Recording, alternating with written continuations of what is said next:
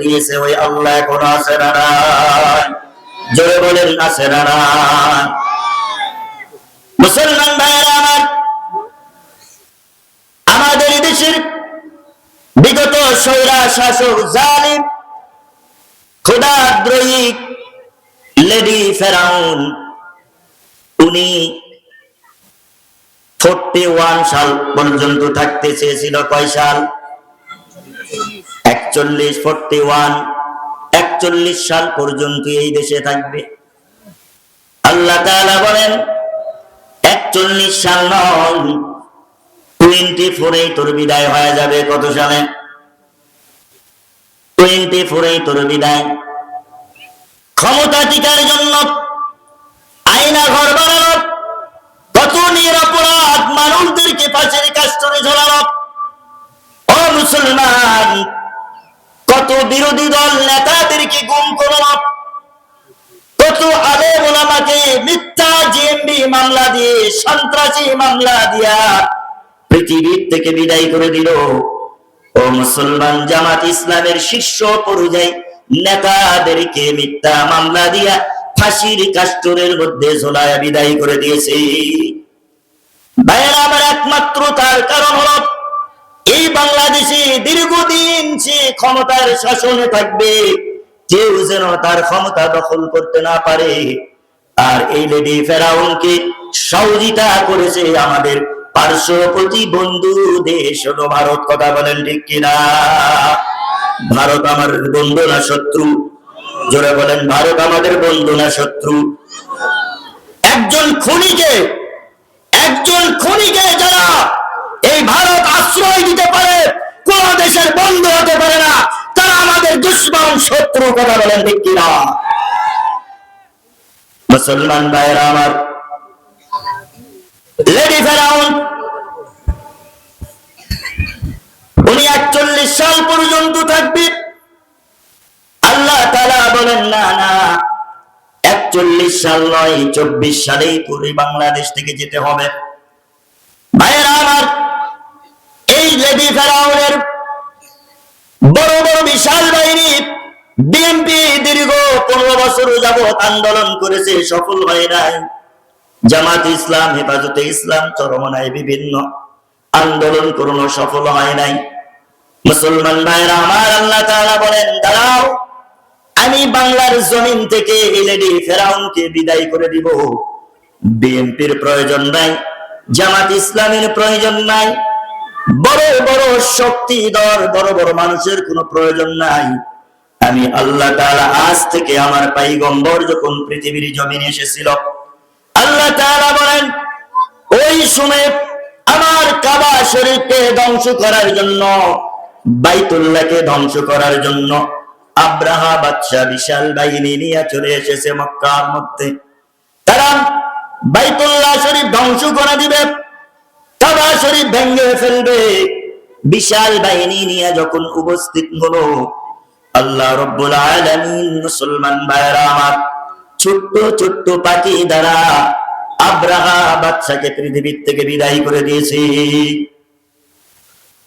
যখন আব্রাহা বাদশা একটি কাবা শরীফে এসে যখন উপস্থিত, তাবু গাড়লেন মক্কার মধ্যে। তাবু গাড়ার পর মক্কার মানুষদের উট আর দুম্বা ধরে নিয়ে গেলেন। মক্কার মানুষেরা যখন জানতে পারলো আব্রাহা বাদশা বিশাল হস্তি বাহিনী নিয়ে এসেছে, তারা দেখার জন্য গেলে, এত বড় বড় বাহিনী, এদের সাথে আমরা যুদ্ধ করতে পারবো না, তারা পলায়ন করলো। অনেকেই মক্কা ছেড়ে আত্মগোপন করলো। ভাইরা আমার, আব্দুল মুতালিবকে মক্কার বাসীরা বললেন, ও আমাদের লিডার, ও আমাদের সর্দার, আব্রাহা বাদশার বাহিনী আমাদের উট আর দুম্বা ধরে নিয়ে গেছে, উট আর দুম্বা গুলো আমাদেরকে ফিরিয়ে এনে দেন।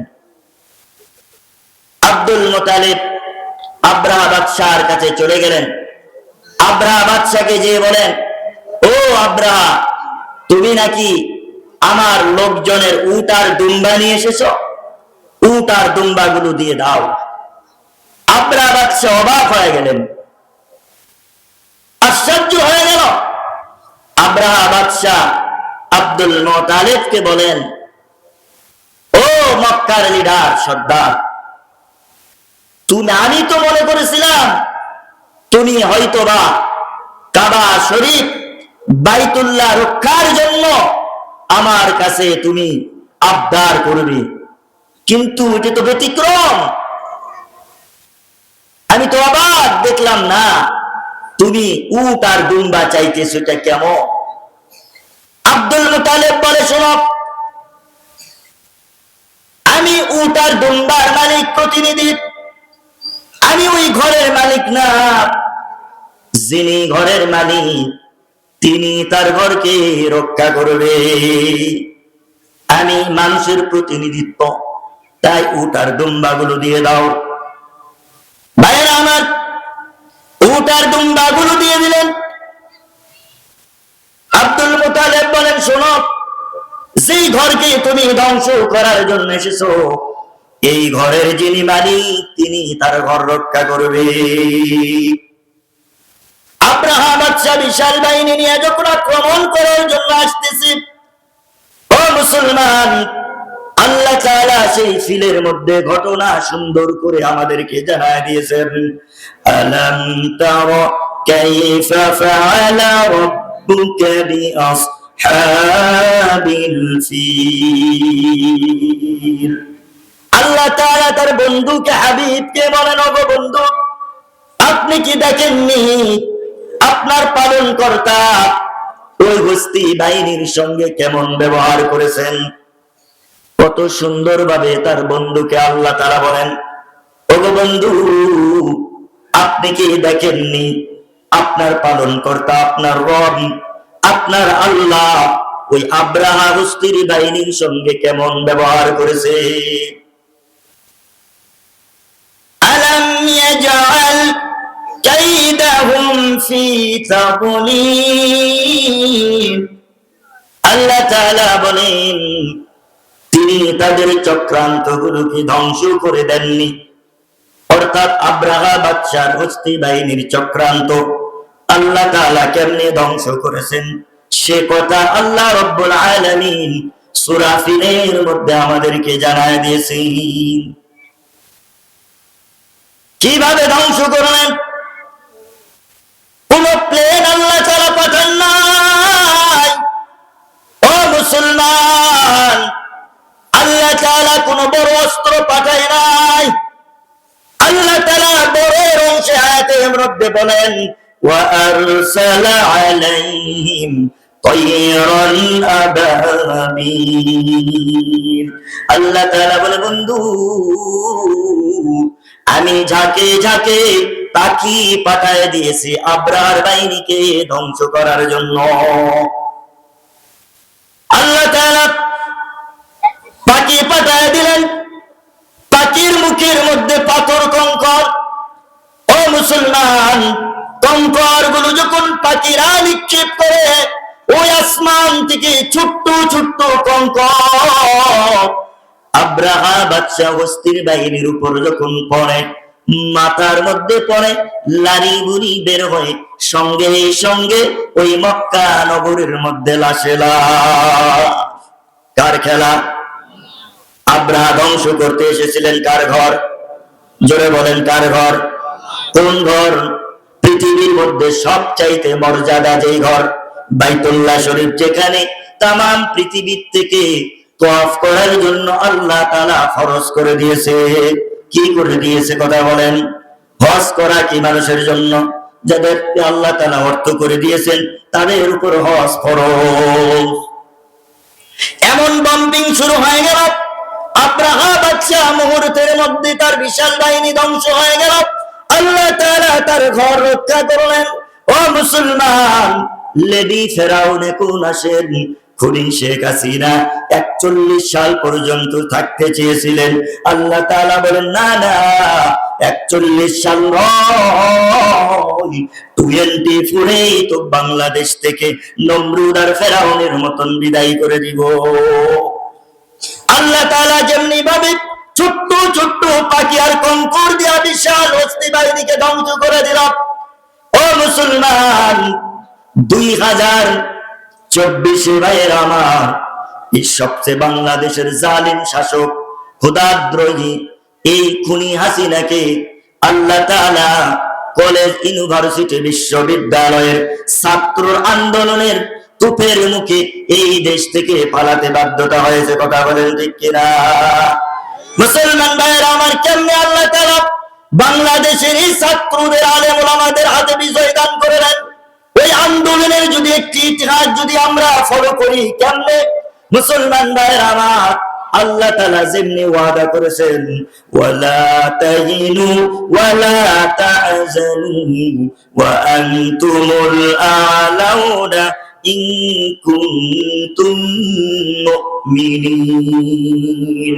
আল্লাহ তাআলা বলেন, ও পৃথিবীর মানুষেরা, ও মুমিনেরা, শোনো, তোমরা যদি মুমিন হও, কোন নিরাশ হয় না, হতাশ হয় না। শর্ত হলো, তোমরা যদি মুমিন হও, তোমরা যদি ইমানদার হতে পারো, আমি আল্লাহ তাআলা তোমাদের হাতেই বিজয় দান করব। সুবহানাল্লাহ বলবেন না?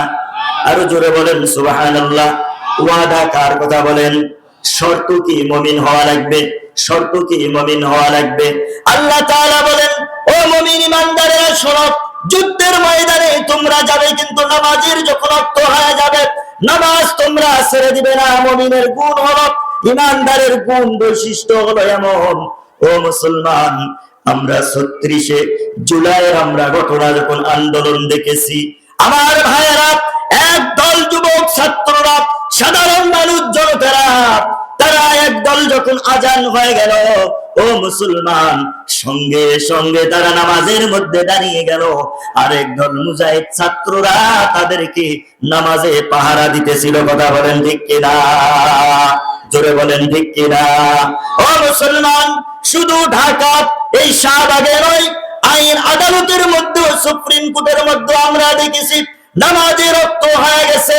যে সময় লেডি ফেরাউনের সন্ত্রাস হেলমেট বাহিনীরা, অতি উৎসাহিত কিছু প্রশাসন ক্যাডার বাহিনীরা, যাকে শেখ হাসিনাকে ক্ষমতা টিকার জন্য নির্বিচারে গুলি করতেছিল, একদিকে লাশে লাশ, একদিকে রক্ত। কথা বলেন ঠিক কিনা? ছোট ছোট বাচ্চাদের বুকের মধ্যে গুলি, মাথার মধ্যে গুলি করেছে, মাথার মগজ বের হয়ে ছিটকে পড়ে গেছে, বুকের মধ্যে গুলি করেছে, বুক থেকে সঙ্গে সঙ্গে রক্ত প্রবাহিত হয়ে রাস্তার মধ্যে ইন্তেকাল করেছে। ও মুসলমান, কারো চোখ নাই, কারো হাত নাই, কারো পা নাই, কারো মাথা নাই। কথা বলেন ঠিক কিনা? জোরে বলেন ঠিক কিনা? একটু জিকির করি লা ইলাহা, একটু জোরে লা ইলাহা, লা ইলাহা ইল্লাল্লাহ।